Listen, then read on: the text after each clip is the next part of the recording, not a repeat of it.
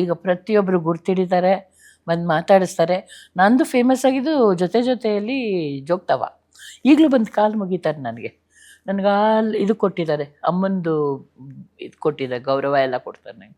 ಯಾಕೆಂದರೆ ಸವದತ್ತಿಗೆ ಹೋಗಿದ್ದೆ ನಾನು, ಹೋಳಿ ಹುಣ್ಣಿಮೆ.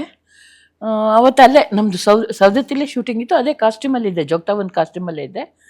ನನಗೇನು ಮಾಡು, ನಮ್ಮ ಯಲ್ಲಮ್ಮನ ಅತ್ತೆ ಜೋಗಳ ಬಾವಿ ಸತ್ಯ ಒಂದು ದೇವಸ್ಥಾನದಲ್ಲಿ ನನ್ನ ಕೂಡಿಸ್ಬಿಟ್ಟಿದ್ರು, ಒಂದು ಕಟ್ಟೆ ಮೇಲೆ ಕೂಡಿಸ್ಬಿಟ್ಟಿದ್ರು ನನ್ನ. ಅಂದರೆ ರೆಸ್ಟ್ ಮಾಡಿ ನೀವು, ನಾವು ಶೂಟಿಂಗ್ ಮಾಡ್ಕೊಂಬರ್ತೀವಿ ಅಂತ.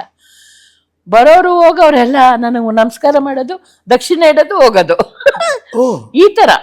ಅಂದರೆ ನನಗೆ ಜೋಗ್ತಾವ್ ನಿಜವಾಗ್ಲೂ ಒಳ್ಳೆ ಭಕ್ತಿ ಭಾವದಲ್ಲೇ ನೋಡ್ತಿದ್ರು. ಖಂಡಿತ ನಂಗೆ ಆ ವಿಚಾರಕ್ಕೆ ನಾನು ಜಗದೀಶ್ ಅವರಿಗೆ ಥ್ಯಾಂಕ್ಸ್ ಹೇಳ್ತೀನಿ ನಾನು. ಯಾಕೆಂದರೆ ತುಂಬ ಒಳ್ಳೆ ರೋಲ್ ಅದು. ಅಷ್ಟೊಂದು ಬೆಳವಣಿಗೆ ಇರಲಿಲ್ಲ ಹರೀಶ್. ಮರಾಠಿ ಒರಿಜಿನಲ್ ಇದು ಸೀರಿಯಲ್ ಅದು. ಬಟ್ ಅಲ್ಲಿ ಜೋಗ್ತಾವಂಗೇನು ಅಷ್ಟು ಇರಲಿಲ್ಲ, ಎಲ್ಲೋ ಬರೋಳು ಹೋಗೋಳು.